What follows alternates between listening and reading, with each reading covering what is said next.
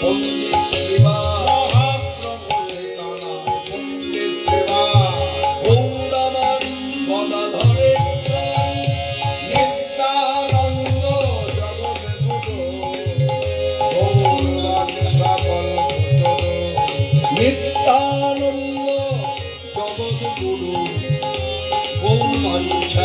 কল্পতরু নিত্যানন্দ জগৎগুরু গৌরবাঞ্ছা কল্পতরু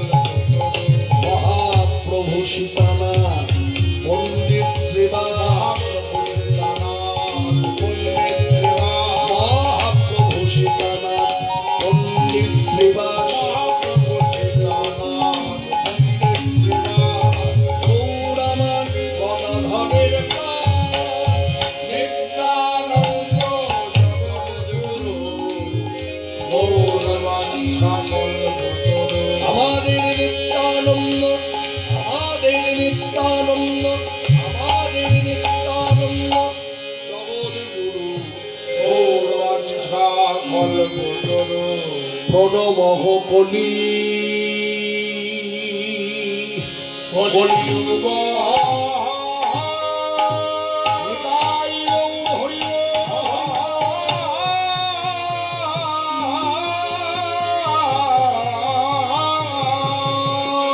কলিযুগ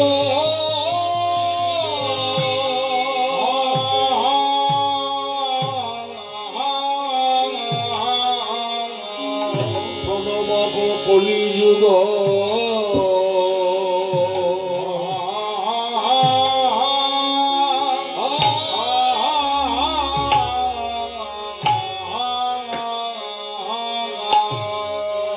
সর্বযুগ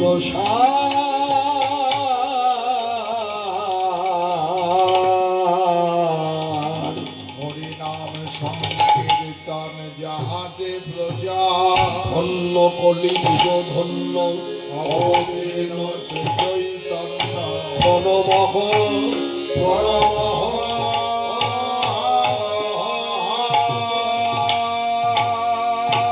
কলিযুগ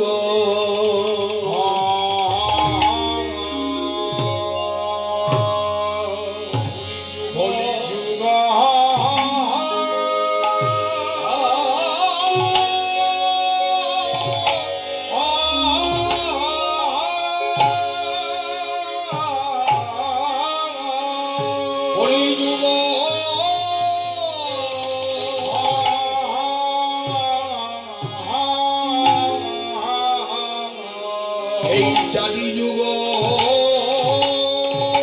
মধ্যে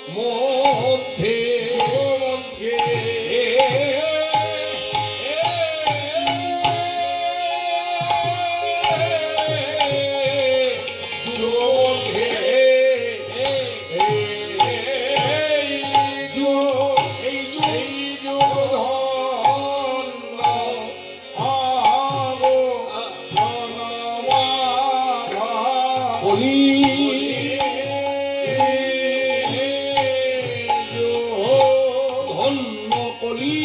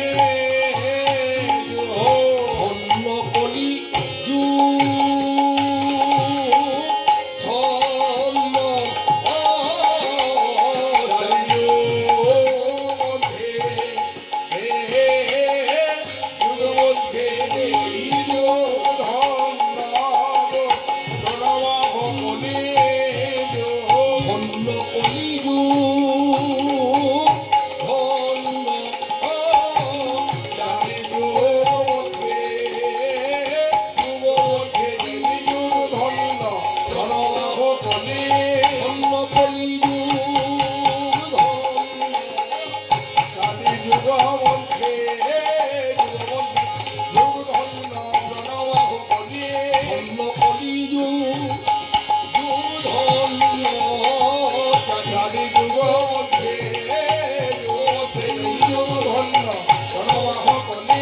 ধন্য কলিযুগ যুগ ধন্য চারি যুগ মধ্যে নেই যুগ ধন্য প্রণমাভ কলিযুগ সর্বযুগ প্রণমাভ কলিযুগ সর্বযুগ সার প্রণমাভ কলিযুগ সর্বযুগ সার হরিনাম সংকীর্তন যাহাতে প্রচার হরিনাম সংকীর্তন যাহাতে প্রচার ও হরি নাম সংকীর্তন সংকীর্তন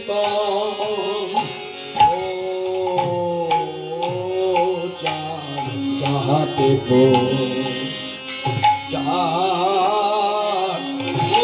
হরি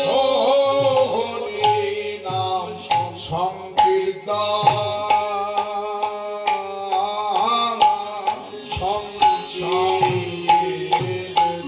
ধন্য করি যুগ ধন্য হরি নাম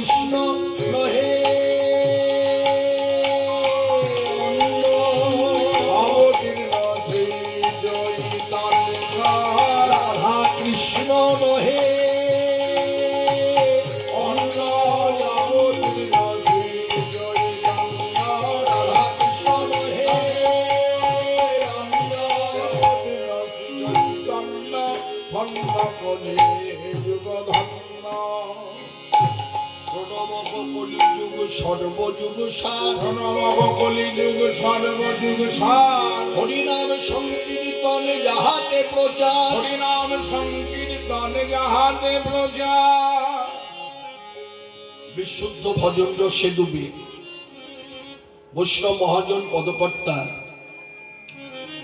মহাজনী পদাবলী লিখনের মধ্য দিয়ে বললেন প্রণমঃ কলিযুগ সর্বযুগ সার। প্রত্যেকটা কথার পেছনে অর্থ জড়িয়ে আছে। প্রথম কথাটা নিয়ে যদি আলোচনা করি তাহলে কথার অর্থ হলো নিজে আগে কলিযুগকে প্রণাম করলেন। বৈষ্ণব মহাজন পদকর্তা নিজে আগে কলিযুগকে প্রণাম করে আমাকে আপনাকে বলছেন আপনারাও প্রণাম করুন বা ভক্তি করুন, যে ভাষায় বলি না কেন। তা এই শিক্ষার কিন্তু মান্যতা দেওয়া যায়, দেওয়া উচিত। কেন না তিনি আচরণটাকে করেছেন। যেমন আমি চুক্তিবদ্ধ বক্তা, আমাকে দিয়ে একটা দৃষ্টান্ত দেওয়া যায়, ছোট্ট দৃষ্টান্ত।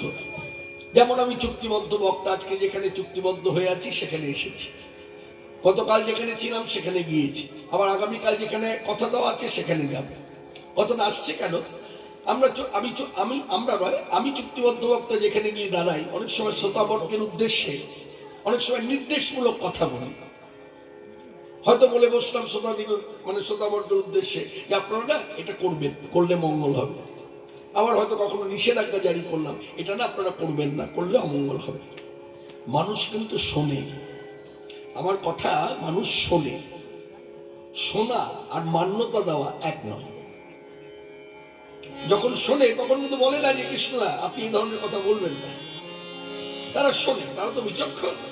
তারা বিচার করে দেখে যে বক্তার কথা মান্যতা দেব কি করে। বক্তা যে আমাদেরকে বললেন করতে, সে নিজেই করে না, আবার যেটা নিষেধ করলেন করতে সেটা তিনি নিজেই করে। দৃষ্টান্তটা বুঝতে পারলেন? এখানেই হচ্ছে বৈষ্ণব মহাজনী পদ। এই যে মহাজনী পদের প্রতি মানুষ, বিশেষ করে বাংলার ভক্তদের যে এত আকর্ষণ, আমি আকর্ষণ ভাষাটাই বলবো, শুনবার যে একটা আগ্রহ, মহাজনী পদ শুনবো, মহাজনী পদ শুনবো। মহাজনের পদে পদে এত আকর্ষণ কেন? মানে মহাজনেরা শিক্ষামূলক পদে যা যা বলেছেন সেই আচরণগুলো আগে তারা করেছেন, করে আমাকে আপনাকে শিক্ষা দিয়েছে, এটা করুন, ওটা করুন, সেটা করুন। যার জন্য হ্যাঁ ভক্ত বৈষ্ণবেরা তাদের এই কথার এত মান্যতা দেয়। যেমন প্রণমহ কলিযুগ, কলিযুগকে তিনি আগে প্রণাম করলেন, করে বলছে আপনারা করুন। কেন প্রণাম করতে বলছে, কেন ভক্তি করতে বলছে? খুব সহজ। তারপরেই লিখে দিয়েছেন হরিনাম সংকীর্তন যাহাতে প্রচার। কলিযুগ শ্রেষ্ঠ যুগ, আপনারা সকলেই জানেন যারা এই পথে দীর্ঘ বহু বছর ধরে আছেন। রামায়ণ মহাভারত 18টি পুরাণের সঙ্গে সম্পর্ক আছে। কেউ কেউ কোনো ভক্ত আবার বেদ চর্চা করে ঘরে বসে, কোনো ভক্ত ভাগবত চর্চা করে, কোনো ভক্ত শ্রীমদ ভাগবত গীতা চর্চা করে, রামায়ণ মহাভারত চর্চা করে, চৈতন্য চরিতামৃত, চৈতন্য ভাগবত। এই সব সনাতন ধর্মের যে শাস্ত্র গ্রন্থ সব মিলিয়ে যে আছে, যারা চর্চা করে তারা এই কথাটাকে মানে। কি না, যুগ হলো 4টি: সত্য যুগ, ত্রেতা যুগ, দ্বাপর যুগ, কলিযুগ। এই 4 যুগের মধ্যে শ্রেষ্ঠ যুগ বলেছেন কলিযুগ। কিন্তু বিচার করে দেখুন, সত্য যুগের এত দোষ ছিল না, ত্রেতা যুগের এত দোষ ছিল না, দ্বাপর যুগের এত দোষ ছিল না, যে দোষ কলিযুগের আছে। তাহলে যার দোষ আছে তাকে বলছে শ্রেষ্ঠ। এই জায়গাটা তো ভাববার বিষয়, এই জায়গাটা তো আলোচনার বিষয়। কি বলেন মায়েরা? এই জায়গাটা তো আপনি এড়িয়ে যেতে পারেন না। যে কলিযুগের এত দোষ, যে কলিযুগের এত নিন্দা চর্চা, সেই কলিযুগ হচ্ছে শ্রেষ্ঠ যুগ। কি করে সম্ভব? মন দিয়ে শুনুন। কলিযুগে নিন্দা চর্চা মানুষ কখন করে? দেখবেন কোনো অনাচার অত্যাচার যদি নিজের চোখে দেখে, মানে প্রত্যক্ষ বা পরোক্ষ ভাবে মিডিয়ার মাধ্যমে জানতে পারলো, যে অমুক জায়গায় একটা ঘটনা